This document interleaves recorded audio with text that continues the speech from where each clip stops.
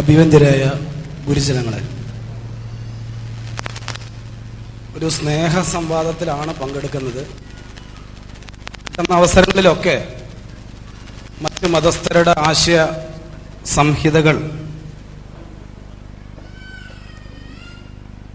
ഉൾക്കൊള്ളാനും മനസ്സിലാക്കാനും ശ്രമിക്കാറുണ്ട്.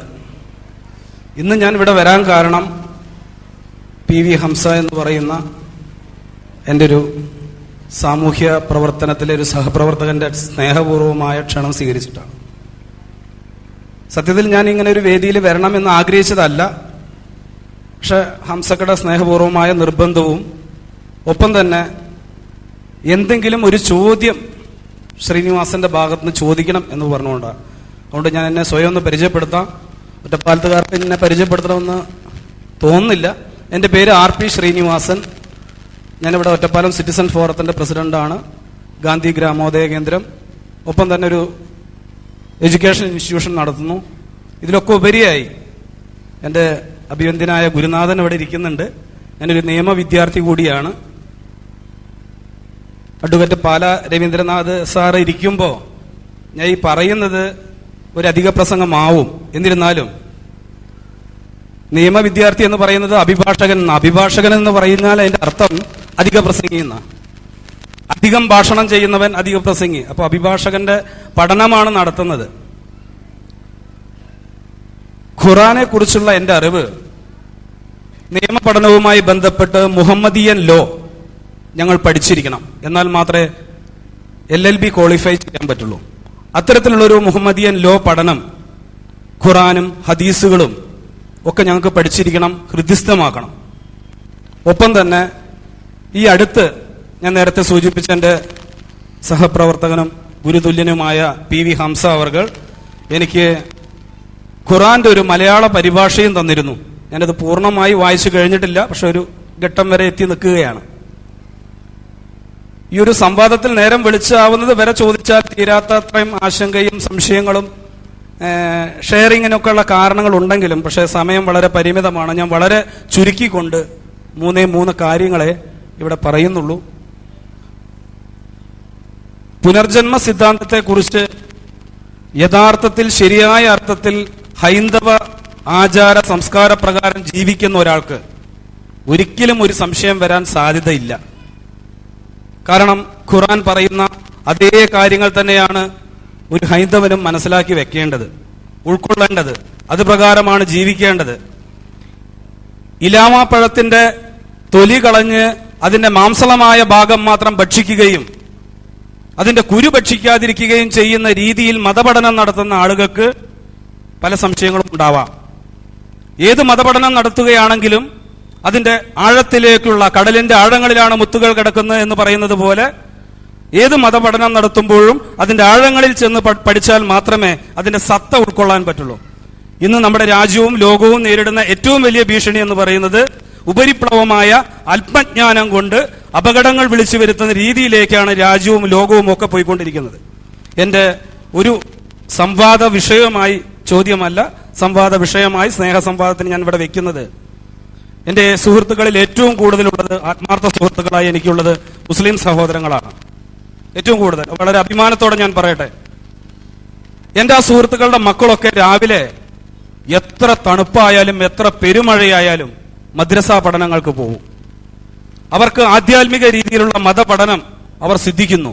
വളരെ ചെറുപ്രായം മുതൽ തന്നെ ഈ മക്കളെല്ലാം മദ്രസയിൽ പോയി ഖുർആനെ കുറിച്ചും മറ്റുള്ള തത്വസംഹിതകളെ കുറിച്ചൊക്കെ നന്നായി പഠിച്ചു മനസ്സിലാക്കുന്നു. എന്തുകൊണ്ടാണ് ഈ രാജ്യത്ത് അല്ലെങ്കിൽ ഈ ലോകത്ത് IS പോലെയുള്ള തീവ്രവാദങ്ങൾ പെരുകുന്നത്, ഇസ്ലാമിക് സ്റ്റേറ്റ് എന്ന് പറയുന്ന പോലുള്ള തീവ്രവാദങ്ങൾ പെരുകുന്നതും? അതുപോലെ തന്നെ ഈ എന്നെ ഹംസക ക്ഷണിച്ചപ്പോൾ പറഞ്ഞു, ഹംസക എന്താ ഈ സ്നേഹ സംവാദം എന്ന് പറയുന്നതിന്റെ ഉദ്ദേശം എന്താണ്, എന്തിനാണ് നിങ്ങൾ ഈ പരിപാടി ഇവിടെ നടത്തുന്നത് ചോദിച്ചപ്പോ, മുസ്ലിം ജനവിഭാഗത്തെ ഒന്നടങ്കം തീവ്രവാദികളായി മുദ്രകുത്തുന്ന ഒരു സംവിധാനം ഈ രാജ്യത്തോ ഈ ലോകത്തോ നിലനിൽക്കുന്നുണ്ട്. അതിന്റെ ഒരു സംശയ ദൂരീകരണം കൂടെ നടത്തുക എന്നുള്ളൊരു ഉദ്ദേശവും അത് മറ്റുള്ളവരോട് ഷെയർ ചെയ്യുക എന്നുള്ളൊരു ഉദ്ദേശവും കൂടെ ഇതിനുണ്ട്. ഞാൻ പറയുന്നത്, ഹൈലി എഡ്യൂക്കേറ്റഡ് ആയിട്ടുള്ള ആളുകളാണ് ഇത്തരം തീവ്രവാദങ്ങളിലേക്ക് പോകുന്നു എന്നുള്ളത് ഒന്ന് നമുക്ക് സംവേദിക്കാനുള്ള ഒരു വിഷയമാണെന്ന് എനിക്ക് തോന്നുന്നു. ഒപ്പം തന്നെ എനിക്കും ഹൈന്ദവ അമുസ്ലിങ്ങളായ, അങ്ങനെ ഞാൻ പറയുന്നുള്ളൂ, ഹൈന്ദവൻ എന്ന് ഞാൻ പറയുന്നില്ല. കാരണം സർവധർമ്മ സമന്വയത്തിന്റെ, എല്ലാ മതങ്ങളും പരീക്ഷിച്ച് സർവധർമ്മ സമന്വയത്തിന്റെ വക്താവായി ഈ ലോകത്തിന് മുഴുവൻ വെളിച്ചം കാണിച്ച ശ്രീരാമകൃഷ്ണദേവന്റെ ഭക്തസംഘത്തിൽ ഒരു അംഗമാണ് ഞാൻ. പന്തിഭോജനം നടത്തി അവിടെ ബ്രാഹ്മണനും വൈശ്യനും ക്ഷത്രിയനും ശൂദ്രനും ഇല്ലാത്ത ഒരു ലോകം വിഭാവനം ചെയ്ത, നേരത്തെ പറഞ്ഞ ഏകദൈവ വിശ്വാസത്തിൽ, പരബ്രഹ്മമായ വിശ്വാസത്തിൽ, ഗുരുർ ബ്രഹ്മ ഗുരുർ വിഷ്ണു ഗുരുദേവോ മഹേശ്വര ഗുരു സാക്ഷാൽ പരബ്രഹ്മ തസ്മൈ ശ്രീ ഗുരുവേ നമ എന്ന് പറഞ്ഞ് പഠിക്കുന്ന ഭക്തസംഘത്തിലെ ഒരാളാണ് ഞാൻ. അതുകൊണ്ട് തന്നെ എന്റെ ദൈവത്തിന് ചിത്രത്തിന്റെ രൂപമില്ല, എന്റെ ദൈവത്തിന് ഭൗതികമായ ഫിസിക്കലായിട്ടുള്ള പിക്ചറുകളില്ല. അത് ഒരു പ്രകാശമാണ്, അത് അരൂപിയാണ്. അരൂപിയെങ്കിലും ശങ്കരലീലകൾ ഭക്തർക്കുള്ളിൽ കണ്ടിടാം. വിശ്വാസികൾക്കുള്ളിൽ മാത്രമേ ഭഗവാൻ ഉണ്ടാവുള്ളൂ, അതിന് രൂപമില്ല എന്ന് വിശ്വസിക്കുന്ന ഒരാളാണ് ഞാൻ. അതുപോലെ തന്നെ മഹാത്മാഗാന്ധി എന്ന് പറയുന്ന മഹാൻ ക്രിസ്തുദേവന്റെ പരിത്യാഗശീലവും സാക്ഷാൽ കൃഷ്ണനാം ഭഗവാന്റെ ധർമ്മരക്ഷോപായവും മുഹമ്മദിൻ സ്ഥൈര്യവും ശ്രീഹരിശ്ചന്ദ്രനുള്ള സത്യവും ചേർന്നൊത്തൊരാളിൽ കാണണമെങ്കിൽ ചെല്ലുവിന്നൻ ഗുരുവിൻ ഇകിടത്തിൽ, അല്ലായെങ്കിൽ അവിടുത്തെ മഹത്വം വായിക്കുവിനെന്ന. വായിക്കാനും പഠിക്കാനും മനസ്സിലാക്കാനും ശ്രമിക്കാത്ത ഒട്ടനവധി ആളുകളുടെ അല്പജ്ഞാനമാണ് ഈ രാജ്യത്തിനും ലോകത്തിനും അപകടമായി നിൽക്കുന്നത്. അതുകൊണ്ട് തന്നെ ആ കൂട്ടത്തിൽ ഞാനും പെട്ടുപോയോ എന്ന് എനിക്കൊരു സംശയമുണ്ട്. എനിക്ക് നിയമം പഠിച്ചിട്ടും ഖുർആന്റെ മലയാള പരിഭാഷ പഠിച്ചിട്ടും എനിക്ക് തീരാത്തൊരു സംശയം. ബഹുമാനപ്പെട്ട മുസ്തഫ തൻവീർ അവർകളും അതുപോലെ തന്നെ MM അക്ബർ അവർകളൊക്കെ സംസാരിച്ചപ്പോൾ ഞാൻ വളരെ ഈഗർലി വെയിറ്റിംഗ്, ഞാനത് കേട്ടുകൊണ്ടിരിക്കാൻ ശ്രമിക്കുകയായിരുന്നു. പക്ഷെ അവിടെയൊന്നും എനിക്ക് ഇതിനുള്ള ഉത്തരം കിട്ടിയില്ല. അതാണ് ഞാൻ ഈ സംവാദത്തിനായിട്ട് വയ്ക്കുന്ന അടുത്ത വിഷയം. അതായത് കാഫിർ. കാഫിർ എന്നൊരു പദം പറയുന്നുണ്ട്. ആരാണ് കാഫിർ? എപ്പോഴാണോ ഒരുത്തൻ കാഫിറായി മാറുന്നത്? മുസ്തഫ തൻവീർ അവർകൾ പറഞ്ഞു, ഒരു അമ്മയുടെ ഉദരത്തിൽ നിന്നാണ് നമ്മൾ എല്ലാവരും ഉദയം ചെയ്തിരിക്കുന്നത്. ഒരേ പ്രോസസ്സിലൂടെയാണ് നമ്മൾ കടന്നു വന്നിരിക്കുന്നത്. ഒരേ അരിയാണ് നമ്മൾ വാങ്ങിക്കുന്നത്. ഒരേ വെളിച്ചെണ്ണയിലാണ് ഭക്ഷണം പാകം ചെയ്യുന്നത്. ഒരേ വായുവാണ് നമ്മൾ ശ്വസിക്കുന്നത്. അപ്പൊ അതുകൊണ്ട് തന്നെ എപ്പോഴാണോ ഒരു മനുഷ്യൻ കാഫിറായി മാറുന്നത്? ജനിച്ചു വീഴുമ്പോഴാണോ? അതോ അവന്റെ ജീവിതചര്യകളിലൂടെയാണോ? അഥവാ അവൻ അങ്ങനെ ഒരു കാഫിറായി മാറിക്കഴിഞ്ഞാൽ അവന് തിരിച്ചു വരാനുള്ള പാതയുണ്ടോ? അങ്ങനെ തിരിച്ചു വന്നാൽ അവന് നേരത്തെ നമ്മൾ സൂചിപ്പിച്ച സ്വർഗലോകത്തിലേക്കുള്ള പോക്ക് സുഗമമാകുമോ എന്നുള്ളൊരു വിഷയവും ഞാൻ സംവാദത്തിനായി വെക്കുന്നു. മൂന്നാമത് ഞാൻ പറയുന്നത്, മതം എന്ന് പറയുന്നത് ശരിയായ അർത്ഥം, മതം എന്ന വാക്കിന്റെ ശരിയായ അർത്ഥം അഭിപ്രായം എന്നാണ്. ഇസ്ലാം മതം, ക്രിസ്തു മതം, ഹിന്ദു മതം, ജൈന മതം, സിഖ് മതം, നിരവധി മതങ്ങൾ നമ്മുടെ ലോകത്തും രാജ്യത്തും ഒക്കെ ഉണ്ട്. അപ്പൊ മതം എന്ന് പറയുന്നത് ഒരു അഭിപ്രായമാണ്. ആരെക്കുറിച്ചുള്ള അഭിപ്രായം? സർവശക്തനെ കുറിച്ചുള്ള അഭിപ്രായം. ഒരു മരത്തെ നമ്മൾ നേരിട്ട് നോക്കിയാൽ നേരിട്ടുള്ള പേഴ്സ്പെക്റ്റീവിലൂടെ കാര്യങ്ങൾ നോക്കി കാണുന്നു. ഈ കാഴ്ച നമ്മൾ പറയുന്നു. സൈഡിൽ നിന്ന് ഒരാൾ നോക്കുമ്പോൾ അയാൾ ആ സൈഡിലുള്ള പാർശ്വം പറയുന്നു, ഇപ്പുറത്തൊരാൾ ഈ പാർശ്വം പറയുന്നു.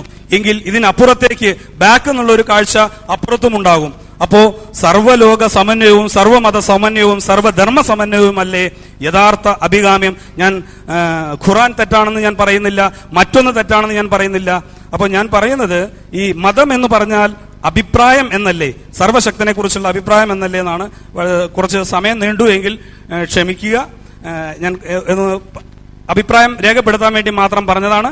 എന്നിരുന്നാലും ഇത്രയും സഹോദരങ്ങൾ ഇവിടെ ഇരുന്ന് നമ്മുടെ മതങ്ങളെക്കുറിച്ചും കാഴ്ചപ്പാടിനെ കുറിച്ചും ജീവിത ലക്ഷ്യങ്ങളെക്കുറിച്ചുമൊക്കെ ബോധവൽക്കരിക്കാൻ നടത്തിയ ഈ ഒരു സ്നേഹ സംവാദം എന്ന പരിപാടിക്ക് ഒറ്റപ്പാലത്തിന്റെ എല്ലാ ആളുകളുടെയും നന്മ ആകാംക്ഷിക്കുന്ന മനുഷ്യന്മാരുടെ 1000 ആശംസകൾ അർപ്പിക്കുന്നു. നിർത്തുന്നു.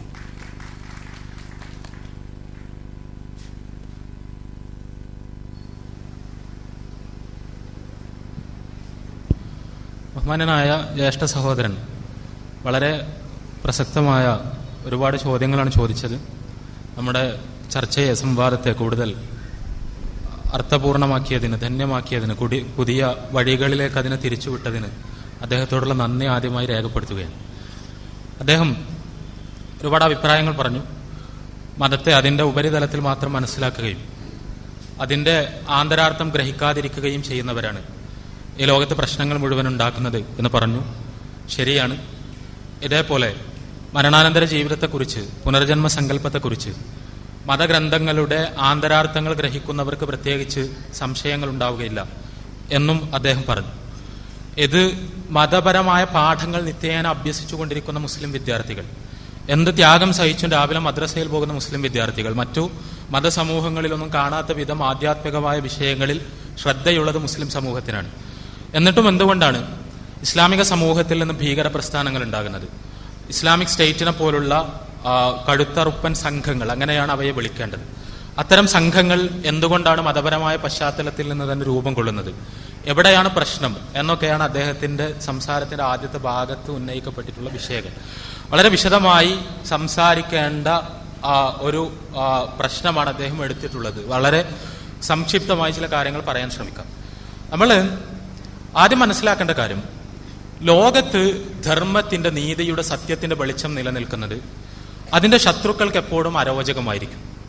മനുഷ്യരെ സംസ്കരിക്കുകയും മനുഷ്യർക്ക് നന്മ പഠിപ്പിക്കുകയും അവർക്ക് ശരിയായ ജീവിത പാന്താവ് കാണിച്ചു കൊടുക്കുകയും ചെയ്യുന്ന ഒരാദർശം, ആ ആദർശം ജീവനോടുകൂടി ലോകത്ത് നിലനിൽക്കുന്നത് അസത്യത്തിന്റെയും അധർമ്മത്തിന്റെയും വക്താക്കൾക്ക് ഒരിക്കലും ഇഷ്ടപ്പെടുകയില്ല.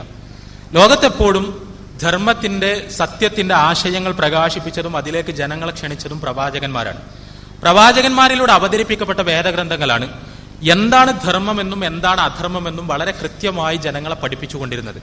ഇവിടെ പലതവണ സൂചിപ്പിക്കപ്പെട്ടതുപോലെ പ്രവാചകന്മാർ പല സമൂഹങ്ങളിലേക്കും കടന്നു വന്നെങ്കിലും അവരിലൂടെ വേദഗ്രന്ഥങ്ങൾ അവതരിപ്പിക്കപ്പെട്ടെങ്കിലും ആ വേദഗ്രന്ഥങ്ങളിൽ കൈകടത്തലുകൾ ഉണ്ടാകുകയും പ്രവാചക പ്രബോധനങ്ങൾ പിൽക്കാലത്ത് വികൃതമായി തീരുകയും ചെയ്തു. സ്വാഭാവികമായും ആ പ്രവാചകന്മാരുടെ പേരിൽ പിൽക്കാലത്ത് സ്ഥാപിക്കപ്പെട്ട തത്വശാസ്ത്രങ്ങൾക്ക്, ദർശനങ്ങൾക്ക് മനുഷ്യരെ നേരായ വഴിയിലൂടെ നടത്താൻ കഴിഞ്ഞില്ല.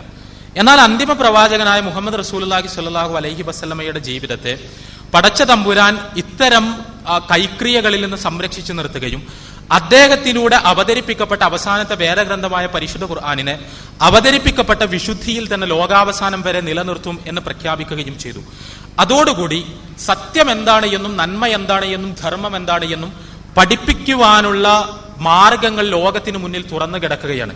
ലോകാവസാനം വരെയുള്ള ഒരു മനുഷ്യന് ധർമ്മത്തിന്റെയും നീതിയുടെയും വഴി കണ്ടെത്താൻ പരിശുദ്ധ ഖുർആനിന്റെ താളുകൾ മറിക്കുകയും പ്രവാചകൻ സല്ലല്ലാഹു അലൈഹി വസല്ലമയുടെ ജീവിതം പരിശോധിക്കുകയും ചെയ്താൽ മതി.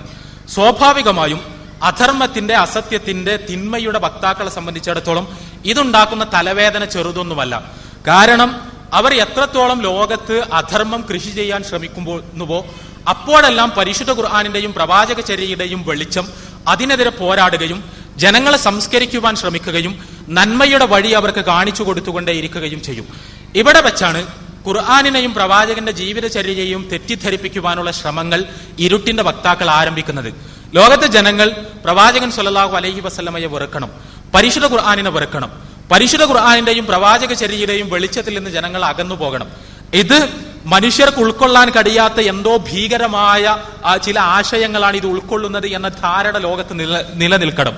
അങ്ങനെ നിലനിന്നാൽ മാത്രമേ ഇസ്ലാമിൽ നിന്ന് ജനങ്ങൾ അകന്നു പോകൂ എന്ന് തിരിച്ചറിഞ്ഞ സത്യത്തിന്റെ ശത്രുക്കൾ, അനീതിയുടെ വക്താക്കൾ, അവർ വളരെ ബോധപൂർവം തന്നെ ഇസ്ലാമിനെ തമസ്കരിക്കുവാനും തെറ്റിദ്ധരിപ്പിക്കുവാനും ഉള്ള ശ്രമങ്ങൾ നടത്തിക്കൊണ്ടേയിരിക്കുന്നു. ഈ ശ്രമങ്ങളുടെ രാഷ്ട്രീയം തിരിച്ചറിയുമ്പോഴാണ് എന്തുകൊണ്ടാണ് മുസ്ലിം ലോകത്തിന് ഇന്ന് ഭീകര പ്രസ്ഥാനങ്ങൾ ഉണ്ടാകുന്നത് എന്ന് മനസ്സിലാക്കാൻ നമുക്ക് കഴിയും. അപ്പോൾ ബഹുമാനനായ സഹോദരൻ, അദ്ദേഹം ഒരു നിയമ വിദ്യാർത്ഥി എന്ന നിലക്കും സാമൂഹ്യ പ്രവർത്തകൻ എന്ന നിലക്കും വിദ്യാഭ്യാസ പ്രവർത്തകൻ എന്ന നിലക്കും പല രീതിയിലുള്ള വായനകളുള്ള ആളായിരിക്കും. ഇസ്ലാമിക ചരിത്രം നമ്മൾ പരിശോധിക്കുക. റസൂലുള്ളാഹി സ്വല്ലല്ലാഹു അലൈഹി വസല്ലം മരണപ്പെട്ടു. അദ്ദേഹത്തിന് ശേഷം അബൂബക്കർ റളിയല്ലാഹു അൻഹു ഇസ്ലാമിക രാഷ്ട്രത്തിന്റെ ഭരണാധികാരിയായി. രണ്ടാമത്തെ ഖലീഫയായി ഉമർ റളിയല്ലാഹു അൻഹു ഭരണാധികാരിയായി. മൂന്നാം ഖലീഫയായി ഉസ്മാൻ ഇബ്നു അഫ്ഫാൻ റളിയല്ലാഹു അൻഹുവാണ് ഇസ്ലാമിക രാഷ്ട്രത്തിന്റെ ഖലീഫയായി ചുമതലയേൽക്കുന്നത്. ഈ ഉസ്മാൻ റളിയല്ലാഹു അൻഹുവിനെ വളരെ ഭീകരമായ വിധത്തിൽ ചില മുസ്ലിം ചെറുപ്പക്കാർ തന്നെ കൊലപ്പെടുത്തുകയാണ് ചെയ്യുന്നത്. വളരെ ഭീകരമായ വിധത്തിൽ ഒരു മനുഷ്യനെതിരിൽ ഉന്നയിക്കുവാൻ കഴിയുന്ന അടിസ്ഥാനരഹിതമായ എല്ലാ ദുരാരോപണങ്ങളും ഉന്നയിച്ചുകൊണ്ട് ഉസ്മാൻ റളിയല്ലാഹു അൻഹുവിനെ വളരെ ഭീകരമായി കൊലപ്പെടുത്തുന്നു. ഈ കൊലപാതകം എങ്ങനെ സംഭവിച്ചു എന്ന് ചരിത്ര രേഖകളിൽ നിന്ന് വളരെ വ്യക്തമാണ്.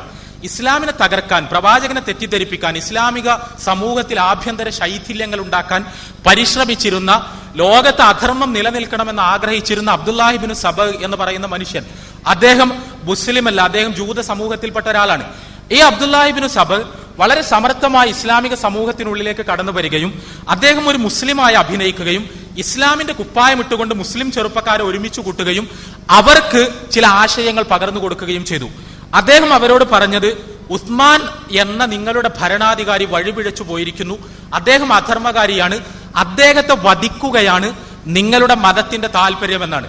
വാള് കയ്യിലെടുത്ത്, ആയുധം കയ്യിലെടുത്ത് രാജ്യത്ത് കലാപമുണ്ടാക്കി നിങ്ങളുടെ ഭരണാധികാരിയെ കൊലപ്പെടുത്തലാണ് നിങ്ങളുടെ ഇസ്ലാമികമായ ദൗത്യവും ധർമ്മവുമെന്ന് അന്നത്തെ മുസ്ലിം ചെറുപ്പക്കാരെ ആവേശോജ്വലമായ പ്രഭാഷണങ്ങളിലൂടെ പറഞ്ഞു ധരിപ്പിക്കുകയാണ് അദ്ദേഹം ചെയ്തത്. ആ കൊലപാതകം മുസ്ലിം ചെറുപ്പക്കാർ നിർവഹിച്ചു. അവർ കരുതിയത് മതപരമായ എന്തോ പുണ്യകർമ്മം അവർ ചെയ്യുന്നു എന്നാണ്. ഒരു വളരെ പവിത്രമായ ഒരു ശരീരത്തിൽ നിന്ന് രക്തം ചാലിട്ടൊഴുകിയ സമയത്ത് ഇത് മതപരമായ ഒരു പുണ്യകർമ്മമാണ് എന്ന് ധരിക്കാൻ മാത്രം അവരുടെ മനസ്സുകൾ അന്ധമായി പോയി. ഇതുവഴി രണ്ട് ലക്ഷ്യങ്ങളാണ് അബ്ദുല്ലാഹി ഇബ്നു സബഅ നേടിയത്. ഒരു വശത്ത് മുസ്ലിം ചെറുപ്പത്തെ അവരെ ക്രിയാത്മകമായ പ്രവർത്തനങ്ങളിൽ നിന്ന് അവരുടെ ശ്രദ്ധ തെറ്റിച്ച് വളരെ നിഷേധാത്മകമായ, പ്രതിലോമപരമായ, ഹിംസാത്മകമായ ചില ആശയങ്ങളിലേക്ക് അവരെ കൊണ്ടുപോയി, അവരെ ആത്മഹത്യാ മുനമ്പുകളിലേക്ക് കൊണ്ടുപോയി സ്വയം നശിക്കാൻ വിട്ടു. അങ്ങനെ ഇസ്ലാമിക സമൂഹത്തിൽ ആഭ്യന്തര ശൈഥില്യമുണ്ടാക്കി, ഛിദ്രതകൾ ഉണ്ടാക്കി. മറുവശത്ത് പുറത്തു നിന്ന് ഇസ്ലാമിക സമൂഹത്തെ നോക്കിക്കാണുന്ന ഒരാളെ സംബന്ധിച്ചിടത്തോളം രക്തം ചിന്തുകയാണ് ഇസ്ലാമിന്റെ മാർഗത്തിലുള്ള മതപരമായ ഇസ്ലാമിന്റെ ആശയം എന്ന് പുറമെയുള്ള ആളുകൾക്ക് തോന്നുന്ന തരത്തിൽ ഉള്ള പ്രവർത്തനങ്ങൾക്ക് ഇസ്ലാമിക സമൂഹത്തിൽ അരങ്ങൊരുക്കി. രണ്ട് ലക്ഷ്യങ്ങൾ ഒരേ സമയം നേടുക വഴി നന്മയുടെ സ്രോതസ്സായി ലോകത്ത് നിലനിൽക്കുന്ന അവശേഷിക്കുന്ന ഒരു ദർശനത്തെ തമസ്കരിക്കുവാനുള്ള കളമൊരുക്കുകയായിരുന്നു അബ്ദുല്ലാഹി ഇബ്നു സബഅ ചെയ്തത്. അബ്ദുല്ലാഹി ഇബ്നു സബഅമാർ നമ്മുടെ ലോകത്ത് ജീവിച്ചുകൊണ്ടേയിരിക്കുന്നു. നന്മയുടെ വ്യാപനത്തിൽ അസ്വസ്ഥരാകുന്ന, പരിശുദ്ധ ഖുർആനും തിരുസുന്നത്തും തെറ്റിദ്ധരിപ്പിക്കപ്പെടണം എന്ന് ആഗ്രഹിക്കുന്ന ഒരുപാട് അബ്ദുല്ലാഹി ഇബ്നു സബഅമാർ ഉള്ളൊരു കാലത്താണ് നമ്മൾ ജീവിക്കുന്നത്. നമ്മൾ പുതിയ കാലത്തെ കുറിച്ച് മാത്രം ആലോചിക്കുക. നമ്മൾ ക്യാപിറ്റലിസ്റ്റ് ആയ ഒരു വേൾഡ് ഓർഡറിലാണ് നമ്മൾ ജീവിക്കുന്നത്. പുതിയ എക്കണോമിയിൽ, പുതിയ സാമ്പത്തിക വ്യവസ്ഥിതിയിൽ മൂല്യങ്ങൾക്ക് യാതൊരു വിലയുമില്ല, ഒരു വിലയുമില്ല. അവിടെ എന്തും വിൽക്കാം, എങ്ങനെയും വിൽക്കാം എന്ന തത്വശാസ്ത്രമാണ് മുതലാളിത്തം പഠിപ്പിച്ചുകൊണ്ടിരിക്കുന്നത്. എന്തും വിൽക്കണം, പെണ്ണിന്റെ സൗന്ദര്യം വിൽക്കണം, പെണ്ണിന്റെ ശരീരത്തെ ഒരു പ്രദർശന ചരക്കാക്കി ആ സൗന്ദര്യത്തെ വിറ്റു കാശാക്കാനുള്ള മാർഗങ്ങൾ മുതലാളിത്തം അന്വേഷിച്ചുകൊണ്ടിരിക്കുന്നു. മദ്യവിൽപ്പന മുതലാളിത്തത്തിന്റെ വലിയ വരുമാന മാർഗമാണ്. ഇത് ലോകത്തിന്റെ വ്യത്യസ്ത പ്രദേശങ്ങളിൽ ഈ രീതിയിലെല്ലാം മൂലധനം സമാഹരിക്കുവാനുള്ള പരിശ്രമങ്ങൾ തകൃതിയായി നടന്നുകൊണ്ടിരിക്കുന്നു. ഇവിടെ മതങ്ങൾ നിശബ്ദമാണ്. മതങ്ങൾ ആരാധനാലയങ്ങൾക്കകത്ത് ഒതുങ്ങിക്കൂടുന്നു. എന്താണ് മതങ്ങളുടെ അവസ്ഥ? നമ്മൾ പരിശോധിക്കുക. മതാചാര്യന്മാരുണ്ട്, കൃഷ്ണനും ക്രിസ്തുവും അടക്കമുള്ള മഹാന്മാരായ മതാചാര്യന്മാർ. ആ മതാചാര്യന്മാർ പൂജിക്കപ്പെടുന്നു, അവരുടെ വിഗ്രഹങ്ങൾ സ്ഥാപിക്കപ്പെടുന്നു, ചില്ലുകൂട്ടുകളിൽ അവർ ബന്ധനസ്ഥരാക്കപ്പെടുന്നു. അവരൊരിക്കലും ജീവിതത്തിൽ പിന്തുടരപ്പെടുന്നില്ല. ജീവിതത്തിൽ അവരുടെ മാതൃക അനുധാവനം ചെയ്യുന്ന ജനസമൂഹങ്ങൾ നിലനിൽക്കുന്നില്ല. എന്നാൽ മുഹമ്മദ് റസൂലുള്ളാഹി സ്വല്ലല്ലാഹു അലൈഹി വസല്ലമയുടെ കാര്യം അതല്ല. മുഹമ്മദ് നബി ലോകത്തൊരിടത്തും പൂജിക്കപ്പെടുന്നില്ല, ആരാധിക്കപ്പെടുന്നില്ല, അദ്ദേഹത്തിന്റെ ഒരു ചിത്രവുമില്ല, ഒരു വിഗ്രഹവുമില്ല. പക്ഷേ അദ്ദേഹം പിന്തുടരപ്പെടുന്നു, അദ്ദേഹം അനുധാവനം ചെയ്യപ്പെടുന്നു. ജീവിതത്തിന്റെ എല്ലാ രംഗങ്ങളിലും അദ്ദേഹത്തിന്റെ മാതൃക സ്വീകരിക്കണം എന്ന് നിഷ്കർഷയുള്ള വലിയൊരു ജനസമൂഹം ലോകത്ത് ജീവിക്കുന്നു. ഇതാണ് മുതലാളിത്തത്തിന് അലോസരം ഉണ്ടാക്കുന്നത്. അവരുടെ മാർക്കറ്റിംഗ് സ്ട്രാറ്റജിയുമായി കടന്നു വരുന്നു. പെണ്ണിന്റെ സൗന്ദര്യം പ്രദർശിപ്പിക്കണം എന്ന് പറയുന്നു. മുസ്ലിം സമൂഹം പറയുന്നു, ഞങ്ങൾക്ക് പറ്റില്ല, പെണ്ണിന്റെ സൗന്ദര്യം പ്രദർശിപ്പിക്കാൻ പറ്റില്ല, കാരണം ഞങ്ങളുടെ പ്രവാചകൻ കൽപ്പിച്ചിരിക്കുന്നു അവളുടെ ഭർത്താവിന് മുമ്പിലല്ലാതെ അവളുടെ സൗന്ദര്യം പ്രദർശിപ്പിച്ചുകൂടാ എന്ന്. എവിടെ മദ്യവ്യവസായം പൊടിപൊടിക്കുന്നു. ഒരു കോർപ്പറേറ്റ് ഓഫീസിൽ ഒരു മീറ്റിംഗ് ഉണ്ടാകുന്നു, എല്ലാവരുടെ മുന്നിലും വൈനിന്റെ കുപ്പികൾ എത്തുന്നു. മുസ്ലിം ചെറുപ്പക്കാരൻ മാത്രം പറയുന്നു, എനിക്കിത് കുടിക്കാൻ പറ്റില്ല, ഹറാമാണ്, നിഷിദ്ധമാണ്, കാരണം എന്റെ പ്രവാചകൻ പറഞ്ഞിരിക്കുന്നു മദ്യപാനം നിഷിദ്ധമാണ് എന്ന്. ഇത് മുതലാളിത്തം നിരന്തരമായി കേൾക്കുകയാണ്. അവർ ലോകത്ത് എന്തൊക്കെ തിന്മകൾ പ്രചരിപ്പിക്കുവാൻ ശ്രമിക്കുന്നുവോ അപ്പോഴെല്ലാം ചില ആളുകൾ അവർ എഴുന്നേറ്റ് നിന്നുകൊണ്ട് ഞങ്ങളുടെ പ്രവാചകൻ ഇത് നിഷിദ്ധമാക്കിയിരിക്കുന്നു, ഞങ്ങൾക്കിത് പാടില്ല, ഞങ്ങൾക്കിത് ഹറാമാണ് എന്ന് പറയുന്ന വലിയൊരു ജനവിഭാഗത്തെ അവർ കാണുന്നു. അതൊരു വശത്ത് കാണുമ്പോൾ തന്നെ മറുവശത്ത് യൂറോപ്പിൽ ഇസ്ലാമിന്റെ പ്രചാരം കുത്തനെ വർദ്ധിക്കുന്നു.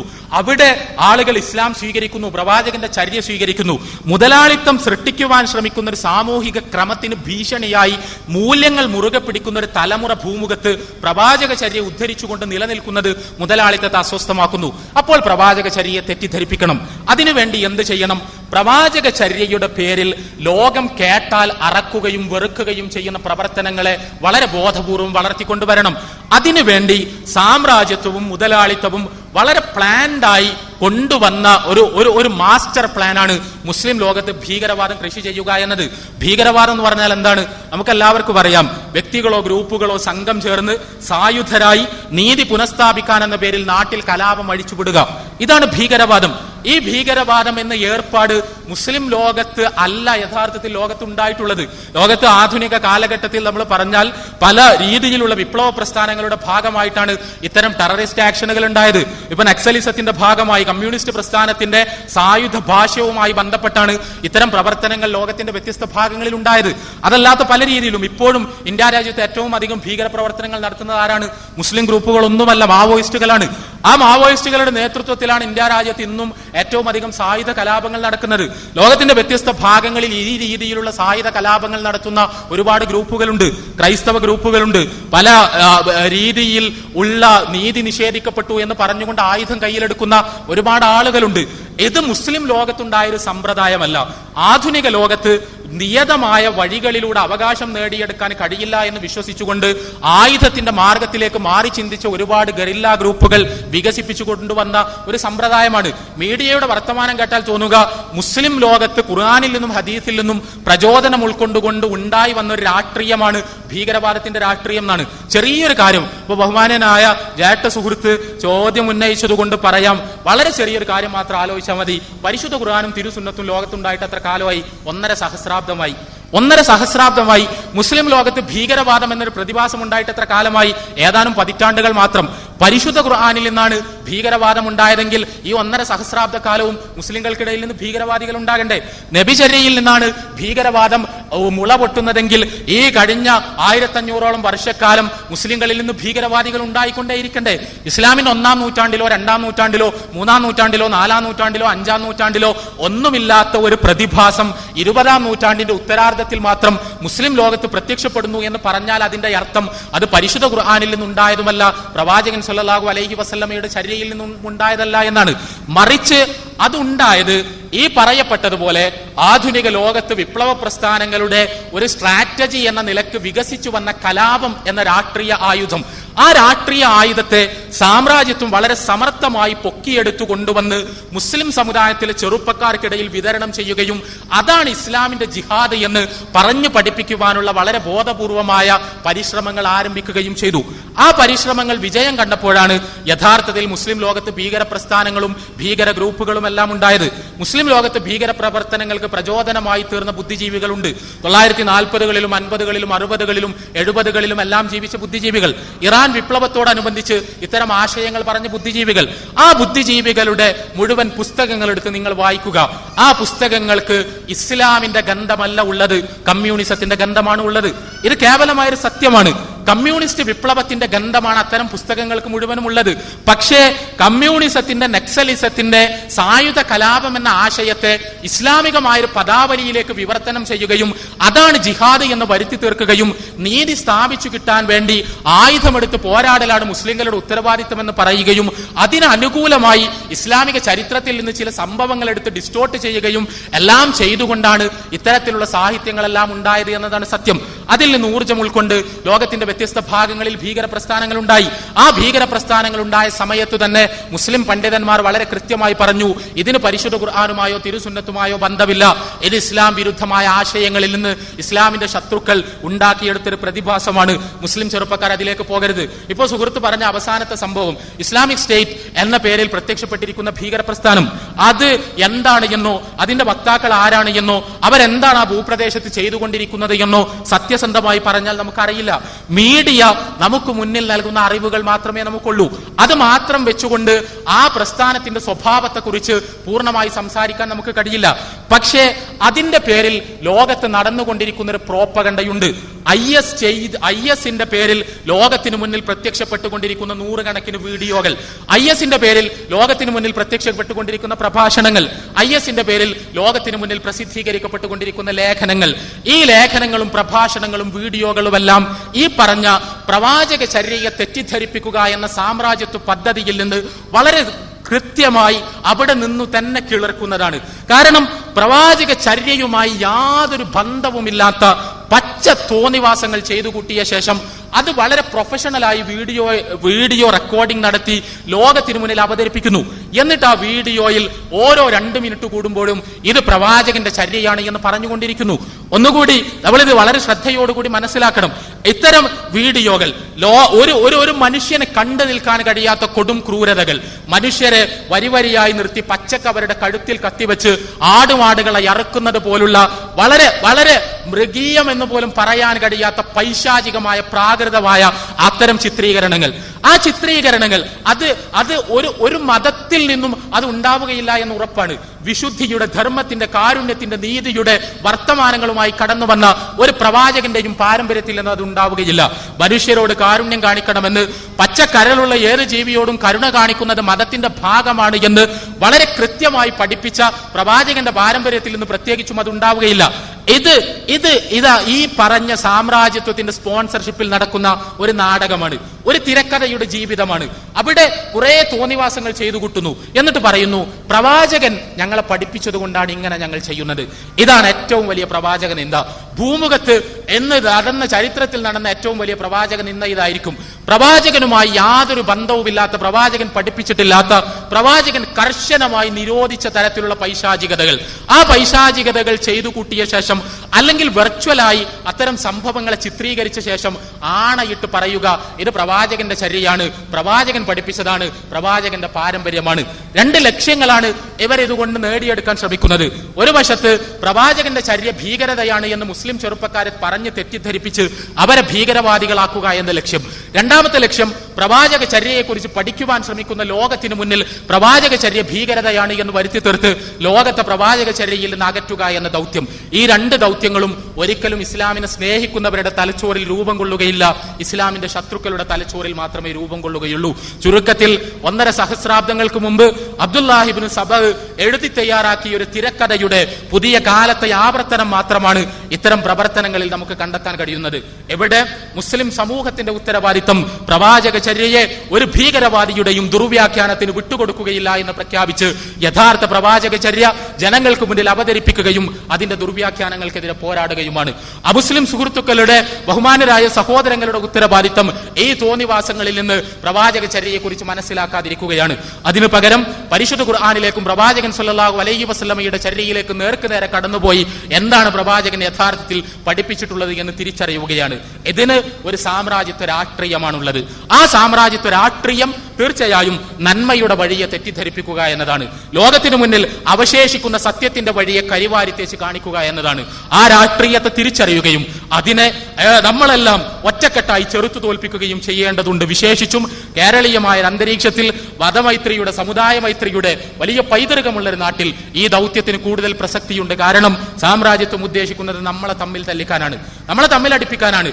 ഏതൊക്കെയോ ഭീകരവാദികളുടെ ചിത്രം മലയാളി ചെറുപ്പക്കാരുടെ അടക്കം മുന്നിലേക്ക് ഇട്ടുകൊടുക്കുകയും നിങ്ങളുടെ ചുറ്റും ജീവിക്കുന്ന മുസ്ലിങ്ങളുടെ അടക്കം മനസ്സിൽ ഇത്തരത്തിലുള്ള ആശയങ്ങൾ ഉണ്ട് എന്ന് വരുത്തി തീർക്കുകയും ചെയ്ത് ഹിന്ദുക്കൾക്കും മുസ്ലിങ്ങൾക്കും ഇടയിൽ പുതിയ അകലങ്ങൾ സൃഷ്ടിച്ച് ആ അകലങ്ങളിൽ നിന്ന് പുതിയ ലാഭങ്ങൾ കൊയ്യാനുള്ള പലരുടെയും താല്പര്യങ്ങളാണ് ഇത്തരം പ്രോപ്പഗണ്ടകൾക്ക് പിന്നിൽ പ്രവർത്തിക്കുന്നത്. കേരളീയന്റെ പൈതൃകത്തോട് നീതി പുലർത്തി ആ പ്രോപ്പഗണ്ടകളെ തിരസ്കരിക്കുവാനും അവയെ ചെറുത്തു തോൽപ്പിക്കുവാനും നമുക്ക് കഴിയേണ്ടതുണ്ട്. ബാക്കി വേറെ ചില കാര്യങ്ങൾ കൂടി ബഹുമാനനായ സഹോദരൻ സൂചിപ്പിച്ചിരുന്നു. അതുമായി ബന്ധപ്പെട്ട കാര്യങ്ങൾ ഇൻഷാ അല്ലാഹ് അക്ബർ സാഹിബ് പറയും എന്ന് പറഞ്ഞുകൊണ്ട് അവസാനിപ്പിക്കും.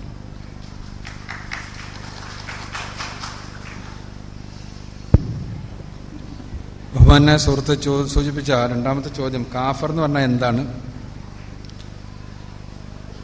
എപ്പോഴാണ് ഒരാൾ കാഫറാവുക, എന്തൊക്കെയാണ് ആ കാര്യങ്ങൾ. യഥാർത്ഥത്തിൽ പരിശുദ്ധ ഖുർആനിൽ ഒരുപാട് തവണ പ്രയോഗിക്കപ്പെട്ടിട്ടുള്ള ഒരു അറബി ശബ്ദമാണ് കാഫർ.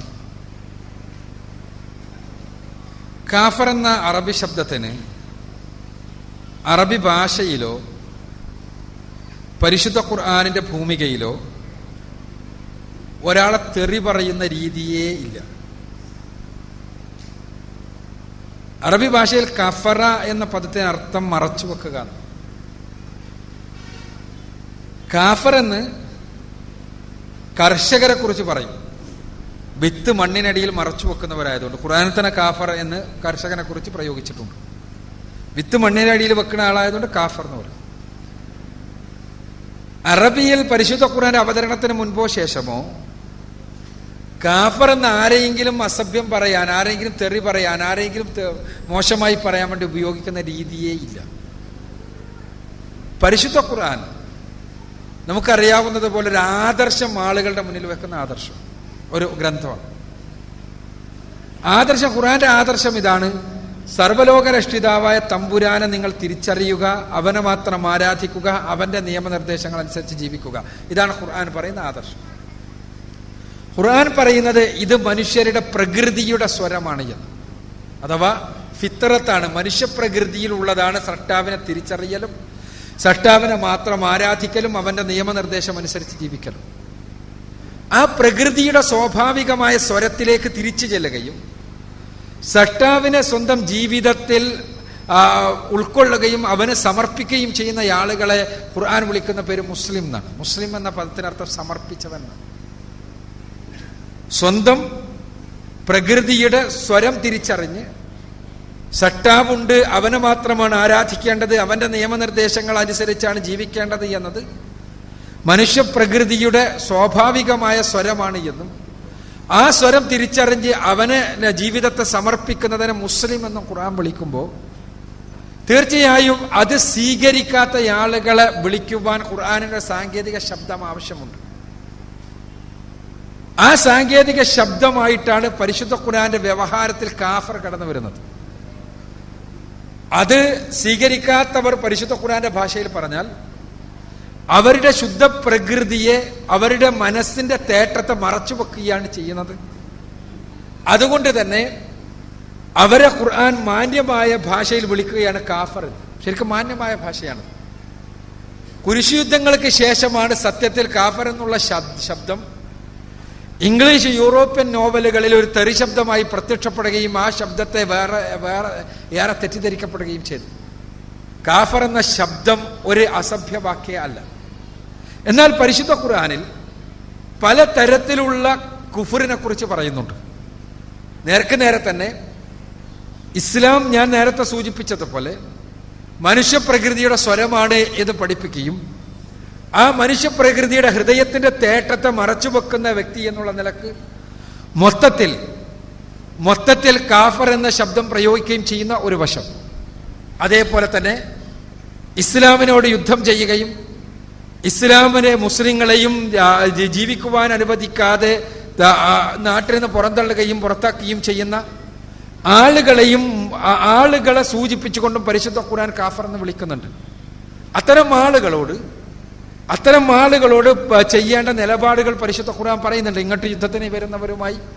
ഇങ്ങോട്ട് യുദ്ധത്തിന് വരുന്ന കാഫറുകളുമായി നിങ്ങൾ യുദ്ധം ചെയ്യുക എന്ന് പറയുന്നത് ഇങ്ങോട്ട് യുദ്ധം ചെയ്യുന്ന മുസ്ലിങ്ങളെ ജീവിക്കാൻ അനുവദിക്കാതെ പ്രയാസപ്പെടുത്തുന്ന, നാട്ടിൽ നിന്ന് പുറത്താക്കിയ സ്ഥലത്ത് പോലും അവരെ ഒരു സമൂഹമായി ജീവിക്കാൻ അനുവദിക്കാത്ത ആളുകളെ കുറിച്ചാണ്. ചുരുക്കത്തിൽ കാഫർ എന്നുള്ള ശബ്ദം പലപ്പോഴും മനസ്സിലാക്കുന്നത് പോലെ ഒരാളെയും തെറി പറയുവാനോ അസഭ്യം പറയുവാനോ ആ രൂപത്തിൽ പരാമർശിക്കുവാനോ വേണ്ടി ഉപയോഗിക്കുന്ന പദമല്ല. മറിച്ച് ഒരാദർശം എന്നുള്ള നിലക്ക് അത് സ്വീകരിച്ചവരെ ഒരു പേളി വിളിക്കുമ്പോൾ മാന്യമായ മറ്റൊരു പേര് അത് ആദർശം സ്വീകരിക്കാത്തവർ വിളിച്ചു എന്ന് മാത്രമേ ഉള്ളൂ. ഖുർആനിലെ ഒരു പ്രയോഗത്തിലും കാഫറുമായി ബന്ധപ്പെട്ടുകൊണ്ടുള്ള പരിശുദ്ധ ഖുർആനിലെ ഒരു പ്രയോഗത്തിലും അതൊരു അസഭ്യമോ ആരെയെങ്കിലും ചീത്ത പറയുവാൻ ഉപയോഗിച്ച ശബ്ദമോ ആണ് എന്ന് നമുക്ക് കാണാൻ കഴിയില്ല എന്നുള്ളതാണ് യാഥാർത്ഥ്യം. അറബി ഭാഷയിലാകട്ടെ ഞാൻ നേരത്തെ സൂചിപ്പിച്ചതുപോലെ കർഷകനെ അടക്കം വിളിക്കാൻ ഉപയോഗിക്കുന്ന ശബ്ദമാണ് കാഫർ എന്നുള്ള ശബ്ദം. അതിൽ ആ രൂപത്തിലുള്ള ഒരു പ്രയോഗവുമില്ല എന്ന് നമ്മൾ മനസ്സിലാക്കുക. അതേപോലെ തന്നെ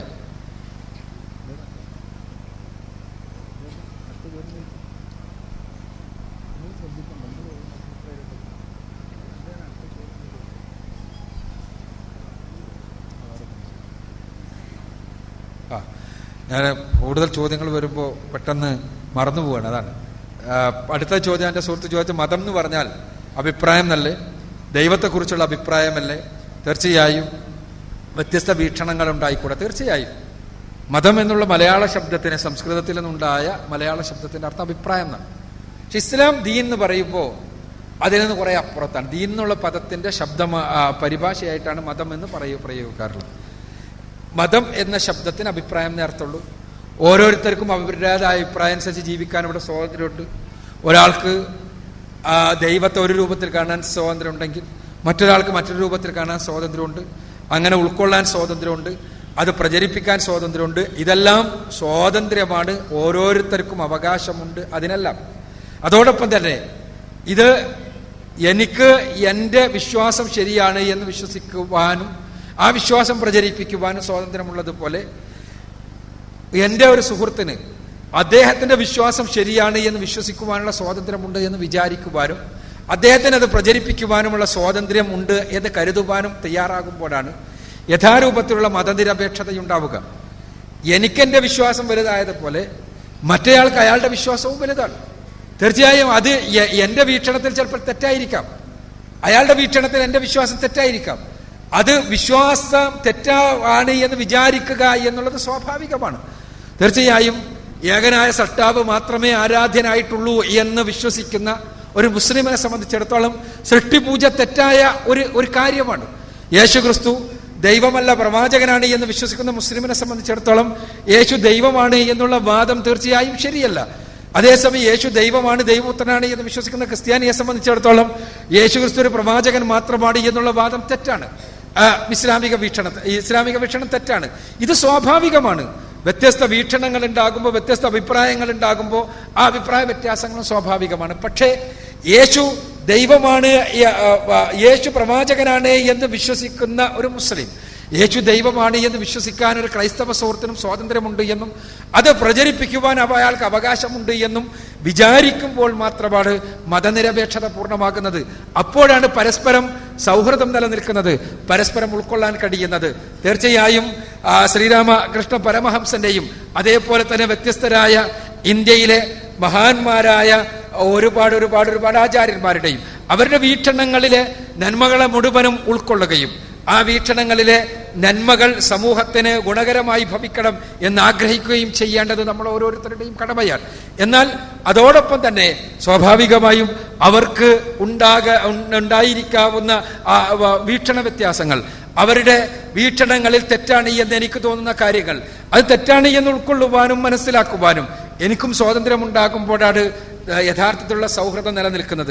എൻ്റെ സുഹൃത്ത് ഇവിടെ സൂചിപ്പിച്ചതുപോലെ വ്യത്യസ്ത മതവീക്ഷണക്കാർക്ക് ആ മതങ്ങൾ അനുസരിച്ചുകൊണ്ടുള്ള ദൈവവിശ്വാസവും ദൈവസങ്കല്പവും ഉൾക്കൊള്ളുവാനും പ്രചരിപ്പിക്കുവാനുമെല്ലാമുള്ള സ്വാതന്ത്ര്യമുണ്ട്. ഇസ്ലാമിക വീക്ഷണത്തിൽ ദീൻ എന്ന് പറഞ്ഞാൽ, മതം എന്ന് പറഞ്ഞാൽ കേവലം ഒരു അഭിപ്രായമല്ല, മറിച്ച് ദൈവിക മാർഗനിർദ്ദേശം അനുസരിച്ചുകൊണ്ടുള്ള ജീവിതമാണ് ഇസ്ലാം ദീന് കൊണ്ട് ഉദ്ദേശിക്കുന്നത്. ദൈവിക മാർഗനിർദ്ദേശം അനുധാവനം ചെയ്തുകൊണ്ടുള്ള ജീവിതം. ഇസ്ലാം പഠിപ്പിക്കുന്നത് പ്രവാചകന്മാർ മുഴുവനും കടന്നു വന്നത് ഈ ദീൻ പഠിപ്പിക്കുവാനാണ് എന്നാണ്. അഥവാ ദൈവിക മാർഗനിർദ്ദേശ പ്രകാരം മനുഷ്യർ ജീവിച്ചുകൊണ്ട് എങ്ങനെ ഉന്നതന്മാരും ഉത്തമന്മാരുമായി തീരണം എന്ന് കൃത്യമായി പഠിപ്പിക്കുന്നതിന് വേണ്ടിയാണ് പ്രവാചകന്മാർ മുഴുവനും കടന്നു വന്നത് എന്നാണ്. ചുരുക്കത്തിൽ ആ പ്രവാചകന്മാരിൽ അന്തിമനായിട്ടാണ് ലോകത്തിന്റെ വ്യത്യസ്തങ്ങളായ ഭാഗങ്ങളിൽ കടന്നു വന്ന, ദീൻ പഠിപ്പിക്കാൻ വേണ്ടി കടന്നു വന്ന, ഇന്ത്യയിലേക്കും കടന്നു വന്ന, ഇസ്രായേലിലേക്കും കടന്നു വന്ന, ലോകത്തെവിടെയൊക്കെ നാഗരികതയുണ്ടായിട്ടുണ്ട് അവിടേക്ക് മുഴുവനും കടന്നു വന്ന ദൈവദൂതന്മാരുടെ പിൻഗാമിയായി അവർ മുഴുവനും പഠിപ്പിച്ച ആശയങ്ങളുടെ പൂർണ്ണതയ്ക്ക് വേണ്ടി കടന്നു വന്ന വ്യക്തിയായി കൊണ്ടാണ് മുഹമ്മദ് നബിയെ ഇസ്ലാം പരിചയപ്പെടുത്തുന്നത്, ഖുർആൻ പരിചയപ്പെടുത്തുന്നത്. എൻ്റെ സുഹൃത്ത് അഡ്വക്കേറ്റ് ബാക്ക്ഗ്രൗണ്ടിൽ നിന്ന് സംസാരിച്ചപ്പോൾ പറഞ്ഞതുപോലെ പരിശുദ്ധ ഖുർആനും പ്രവാചകന്റെ ചര്യയുമാണ് യഥാർത്ഥത്തിൽ ഇസ്ലാമിന്റെ പ്രമാണങ്ങൾ. അവിടെ പലപ്പോഴും കോടതിയുടെ ഭാഷയിൽ മനസ്സിലാകാൻ വേണ്ടിയാണ് ഫൈസയുടെയും മുല്ലയുടെയും എല്ലാം മുഹമ്മദൻ ലോ പലപ്പോഴും കോടതി ഉപയോഗപ്പെടുത്തുന്നത്. ആ മുഹമ്മദൻ ലോയിൽ പറയുന്ന പല കാര്യങ്ങളും സത്യസന്ധമായി പറയാമല്ലോ ഖുർആനിന്റെ ഒന്നും സ്പിരിറ്റിന് യോജിക്കുന്നതല്ല എന്നുള്ളതാണ് പലപ്പോഴുള്ള യാഥാർത്ഥ്യം. മുഹമ്മദൻ ലോ എന്ന് പറഞ്ഞ് ക്രോഡീകരിക്കപ്പെട്ട ഫൈസിയുടെയും മുല്ലയുടെയും ഗ്രന്ഥങ്ങളിലെ പല പരാമർശങ്ങളും ഖുർആനിന്റെ സത്തക്ക് നേർക്ക് നേരെ എതിര് വരുന്ന കാര്യങ്ങൾ വരെയുണ്ട് എന്നുള്ള വസ്തുത മനസ്സിലാക്കണം. കാരണം ഖുർആനിൽ നിന്ന് നേർക്ക് നേരെ കോടതിക്ക് നിയമങ്ങൾ നിർദ്ധരിച്ചെടുക്കാൻ കഴിയാത്തത് കൊണ്ട് ആ രൂപത്തിൽ നിയമങ്ങളെ, ഖുർആനിക ഇസ്ലാമിക നിയമങ്ങളെ ഫൈസിയുടെയും മുല്ലയുടെയും വീക്ഷണത്തിൽ എഴുതി വെച്ച ക്രോഡീകരിച്ചതാണ് പലപ്പോഴും കോടതികൾ ഉപയോഗപ്പെടുത്തുന്നത്. അതിന്റെ പരിമിതിയാണ് പലപ്പോഴും കോടതികളുടെ വ്യവഹാരങ്ങളിൽ കാണുന്നത്. അദ്ദേഹത്തിന്റെ ഒരു കാര്യം പറഞ്ഞപ്പോൾ ആ ഒരു വീക്ഷണം പറഞ്ഞു എന്ന് മാത്രമേ ഉള്ളൂ. അപ്പൊ അതിനു പകരം ആ നിയമങ്ങളിൽ നിന്ന് ഇസ്ലാമിക നിയമങ്ങൾ പഠിക്കുന്നതിന് പകരം തീർച്ചയായും കോടതിയെ ഉപയോഗപ്പെടുത്തും, കോടതിന്റെ ഭാഷ, കോടതിക്ക് ആ ഭാഷ അറിയുള്ളൂ. പക്ഷേ എൻ്റെ സുഹൃത്തുക്കളോട് എനിക്ക് പറയാനുള്ളത് ഇസ്ലാമിക നിയമങ്ങൾ പരിശുദ്ധ ഖുർആനിൽ നിന്നും പ്രവാചകന്റെ ജീവിതചര്യയിൽ നിന്നും പഠിക്കുക എന്നാണ്. ആ കാര്യം കൂടി സൂചിപ്പിക്കുക.